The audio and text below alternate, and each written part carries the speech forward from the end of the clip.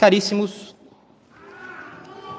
é doutrina católica que Jesus Cristo é Rei na ordem sobrenatural, na igreja e nas coisas invisíveis, mas também na ordem natural, nos estados, nos governos, em toda a sociedade, em todas as questões humanas e temporais. Ele é Deus, Ele é Criador de todas as coisas, Ele sustenta tudo na existência, Ele sustenta os países e as nações e os estados. Os países, nações e estados são criaturas que devem sua existência a Deus. São mais do que a somatória das pessoas. As pessoas passam, os países permanecem. Os países devem sua existência a Deus e devem dirigir sua existência a Deus. E há vários modos como as pessoas rejeitam a soberania de Jesus Cristo. Evidentemente, as pessoas rejeitam a soberania de Jesus Cristo todas as vezes que elas cometem um pecado. Mas elas também rejeitam a soberania de Jesus Cristo, defendendo a separação entre a igreja e o Estado. Sofismas como o Estado é laico, mas não laicista. O Estado deve estar separado da igreja, mas o Estado não deve combater a igreja, deve simplesmente estar separado dela, fazer suas leis do Estado laico, sem influência da religião. Sofismas assim são contra o reinado de Jesus Cristo, a realeza total de Jesus Cristo, a soberania de Jesus Cristo sobre tudo. Isso foi condenado por vários papas, sobretudo Pio IX e Leão XIII. Quando se recusa para a igreja e sua lei, que elas deem as diretrizes, as decisões de um país, que os princípios e limites da igreja sejam colocados nas leis de um país, nas suas decisões legislativas, negamos a soberania de Jesus Cristo. O Estado deve apoiar a igreja de Jesus Cristo, apoiar os missionários, apoiar as publicações da igreja, apoiar não somente por elogios, mas com recursos, tanto quanto é possível, oferecendo segurança aos missionários, com infraestrutura para ajudar na difusão da Igreja Católica. Existe um outro modo de rejeitar a soberania de Jesus Cristo, que é quando as pessoas pensam que a liberdade de expressão é de alguma forma um direito que elas têm. Jesus Cristo foi muito claro a Pilatos: eu sou rei. É isso que vos disseram? É isso mesmo. E eu vim ao mundo para pregar a verdade. Ora, a liberdade de expressão é contra a verdade, é contra a realeza de Jesus Cristo. Muitos papas condenaram a liberdade de expressão nas coisas que dizem respeito à religião, de que ninguém tem direito à liberdade de expressão se for prejudicar a Igreja Católica, ou prejudicar o bem comum, ou corromper o estado moral dos seus cidadãos. Fora dessas circunstâncias temos certa liberdade de expressão, mas não fora de circunstâncias justas. Sair defendendo por aí que ácido sulfúrico cura dor de garganta pode não ser diretamente contra a religião, mas é uma tal tolice que uma pessoa não terá direito de propagar essas coisas. Também dizendo que religiões não católicas têm direito de livre culto público, também condenado por Leão XIII. Somente Deus pode conceder autoridade pública para que alguém preste culto a Ele. E isso foi dado por Jesus Cristo a São Pedro: apacenta minhas ovelhas. Não foi dado ao patriarca de Constantinopla, não foi dado ao patriarca de Moscou, nem ao patriarca de Atenas, nem ao pastor protestante. Quem recebeu autoridade pública para prestar culto público a Deus é São Pedro e os seus sucessores. Somente a Igreja Católica tem o poder de prestar culto a Deus em nome de toda a humanidade. Não há outra religião que possa salvar as almas. As pessoas que negam que Jesus Cristo seja soberano, as pessoas negam que Jesus Cristo seja soberano quando negam que somente a Igreja Católica, a única religião de Jesus Cristo, fundada por Jesus Cristo, seja o único meio de salvação. Se outras religiões também salvam, então Jesus Cristo não tem soberania. Também a Igreja Católica tem direito de prestar culto público a Deus. Só a Igreja Católica pode ter culto público, principalmente porque ninguém tem direito a ter um culto público falso. Uma autoridade civil que considera normal que hereges e cismáticos professem culto público, e uma autoridade pública que vai num culto público herético, comete grave ofensa a Deus e rejeita o reinado social de Jesus Cristo e sua soberania. Também quando as pessoas pretendem legislar e decidir o que é certo e errado em moral, em pequeno grau nas redes sociais, em grande grau nas legislações de um país, negando que a lei de Deus, negando o que diz a lei de Deus a respeito da contracepção, pílula contraceptiva, DIU, laqueadura, vasectomia, aborto, quando querem reverter os males públicos somente usando a lei natural, moral natural, e não a lei da igreja de acordo com a caridade. E aqui vale, acho que talvez a observação mais importante desse sermão. Uma das coisas que no campo recente da política e no contexto atual das eleições e das últimas eleições, sobretudo, que nos últimos anos tem sido gravemente prejudicada, mas que não tem sido percebido ou é muito mal estimado, é a exclusão da lei do Novo Testamento, o contínuo prejuízo que a lei do Novo Testamento tem sofrido, isto é, o Sermão da Montanha. Jesus Cristo veio fundar um reino. O reino de Deus é a Igreja Católica.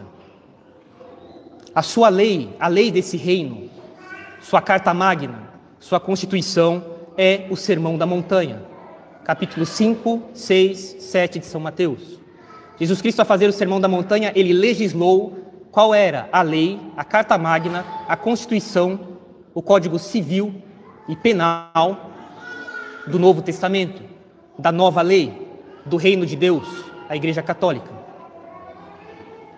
E Jesus Cristo, ele emitiu, ele publicou, ele promulgou essa nova lei para fazer com que as pessoas sejam pessoas novas, homens novos, tenham uma vida nova, sejam uma nova criatura. É para isso que serve tudo que a Capela Nossa Senhora das Dores oferece. Grupo de moças, Sociedade da Alegria, formação de jovens moças e rapazes, terço dos homens e das mulheres casados. Missas, comunhões, confissões, jornadas, almoços, conferências, palestras, pílulas espirituais, direção espiritual, conversa com o padre. Tudo isso serve para que nós sejamos pessoas novas. Essas coisas não servem para que nós pratiquemos nossa religião como quem posta carta no correio. Essas coisas todas, elas servem para que sejamos pessoas novas. Uma verdadeira revolução copernicana na vida pessoal. Acabamos de falar que age contra a realeza de Jesus Cristo quem pretende aplicar simplesmente a lei natural nos países, mas não a lei da caridade, que é uma virtude sobrenatural, que ultrapassa a ordem natural das coisas. Pois bem, qual é a característica da caridade? A caridade é uma virtude real, ela é um hábito operativo, ela é uma qualidade que serve para realizar atos. Que atos são esses, Padre? Buscar os interesses de Deus. A lei máxima da caridade é buscar primeiro o reino de Deus, tudo mais vos será acrescentado. A primeira coisa que a caridade faz uma pessoa fazer é buscar os interesses de Deus. Lembre-se, uma pessoa, quando ela não está informada, quando ela não está vivificada pelo hábito, pela virtude da caridade, ela tem uma característica. Ela pensa sempre nela. Eu, para mim, comigo, eu não gostei, eu não estou de acordo, eu não posso tolerar isso, eu não posso aceitar isso aqui me incomoda, isso aqui não está certo porque eu não estou de acordo. E quando a pessoa é mudada pela caridade, e a nova lei é a lei da caridade, é a lei do Sermão da Montanha, buscai primeiro o reino de Deus, é o Sermão da Montanha. A pessoa diz assim: se Deus tirar proveito disso, está bom. Mas fizeram uma injustiça com você? Sim, é injusto, paciência, vamos ver o que é possível fazer. Mas o que quer que aconteça, em qualquer situação que as coisas fiquem, se Deus tirar proveito disso, está bom. Mas isso aqui prejudica gravemente a ordem social das coisas? Sim, vamos ver o que é possível fazer. Mas se Deus tirar proveito disso, está bom. A caridade faz uma verdadeira revolução copernicana na vida das pessoas. Se é possível dizer assim, bem, não quero entrar em mais detalhes, mas para simplificar, vamos dizer que antes de Copérnico a Terra estava no centro do universo e tudo girava em torno da Terra, inclusive o Sol. A partir de agora, o Sol está no centro do universo e a Terra gira em torno do Sol. Ora, antes da caridade, nós, que somos feitos de terra, Deus fez Adão de terra. Nós estamos no centro e o Sol gira em torno de nós. Nós pedimos as coisas para Deus, para que Deus faça os nossos planos, para que Deus me dê luz, para que eu compreenda e eu tenha a minha compreensão das coisas.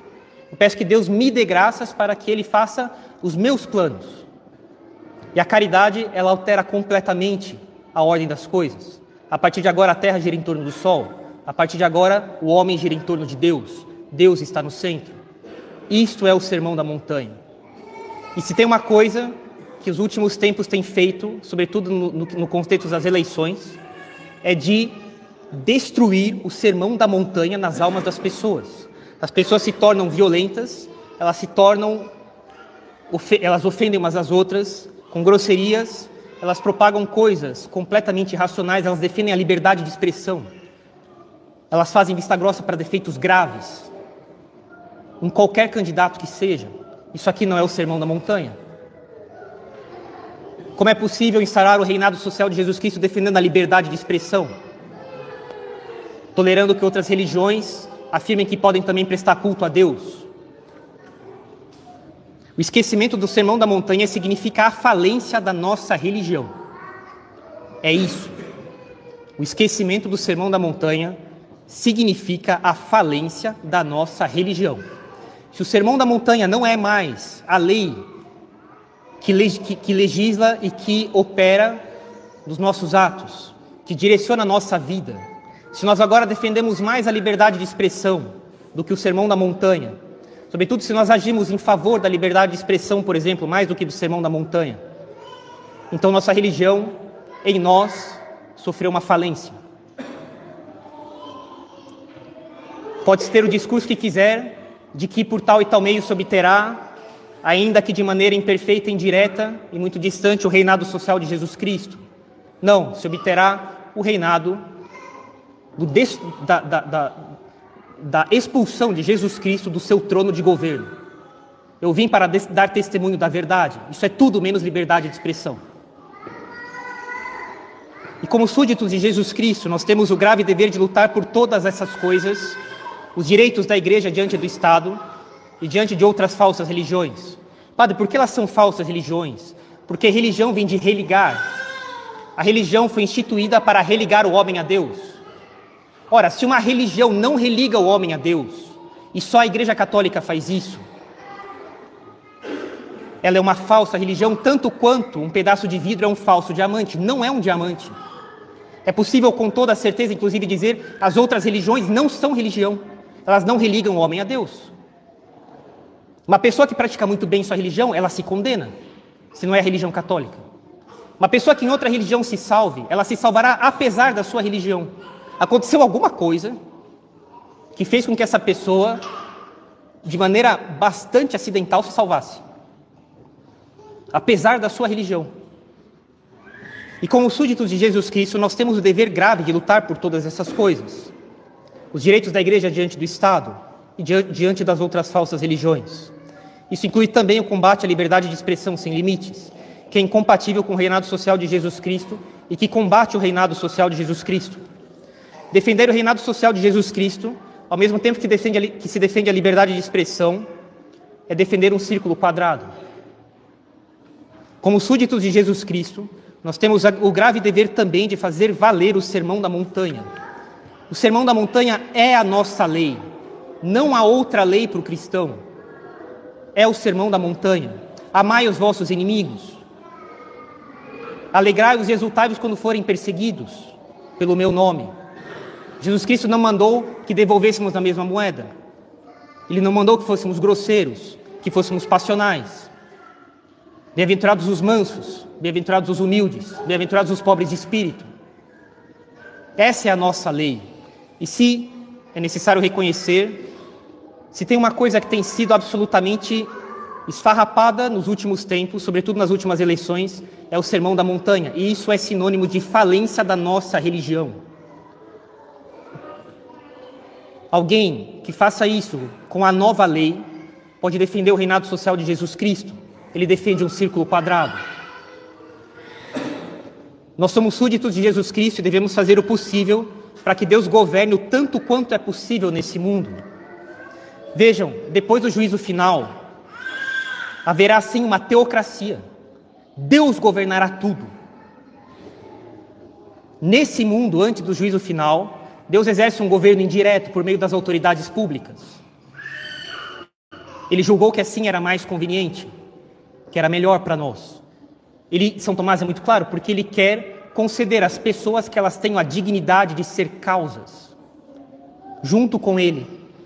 Quando um pai de família governa a sua família, quando um governante governa a sua esfera de atuação civil, ele não governa sozinho, Deus governa essas coisas. Deus o associa ao seu governo para que essa pessoa tenha a dignidade de ser causa conjunta com ele. Mas depois do juízo final, Deus exercerá o seu governo e nós viveremos uma teocracia. Teocracia não é para este mundo, ela é para depois do juízo final. Mas enquanto súditos de Jesus Cristo, nós devemos fazer o possível para que este mundo, com as autoridades públicas pelas quais Deus governa esse mundo também, que Ele associa a Ele para governar esse mundo, que elas se adequem à lei de Jesus Cristo, que elas se adequem não só à lei moral natural, que elas se adequem à lei da caridade, sem a qual é impossível se salvar. E a lei da caridade é o sermão da montanha. Todo aquele que pretende instaurar o reinado social de Jesus Cristo, defendendo coisas que vão contra o sermão da montanha e que vão contra a verdade, como é notavelmente a liberdade de expressão, vão contra o reinado social de Jesus Cristo de fato. Em São Paulo existem 2 bairros, dentre outros, o bairro do Paraíso e da Barra Funda. Se você quer chegar no bairro do Paraíso, você deve pegar o ônibus escrito Paraíso. Se você pegar o ônibus escrito Barra Funda, você pode achar que você está indo para o Paraíso. Você irá para a Barra Funda. A pessoa, ela pode achar que ela está defendendo o reinado social de Jesus Cristo, que ela está salvando as almas. Se ela defende alguma coisa que não vai até o paraíso, isso terminará na Barra Funda. Se defende um círculo quadrado, uma coisa que tem inscrita na sua estrutura interna o fracasso. E o mais impressionante é ver o Sermão da Montanha sendo sendo esfarrapado e tratado do jeito vilipendiado nesses últimos tempos, em nome da liberdade de expressão, que é incompatível com o reinado de Jesus Cristo. Eu venho para dar testemunho da verdade. A mentira não tem direitos. E esse é o nosso dever, em primeiro lugar, enquanto súditos e vassalos de Jesus Cristo. Defender o reinado de Jesus Cristo na sua carta magna, na sua Constituição, na sua lei, que é a lei da caridade, que é o sermão da montanha. Esse deve ser o nosso dever. Venham rezar hoje pelo nosso país. Peçam para Deus que Ele inscreva a lei dele no nosso coração de carne, não um coração de pedra. Um coração vivo, porque é necessário que nós sejamos outras pessoas, outras criaturas, pessoas novas. É para isso que tudo que a igreja nos oferece serve, para que nós sejamos pessoas novas. Viva nosso Senhor Jesus Cristo, Rei e centro de todos os corações, soberano Senhor de todas as coisas. Em nome do Pai, do Filho e do Espírito Santo. Amém.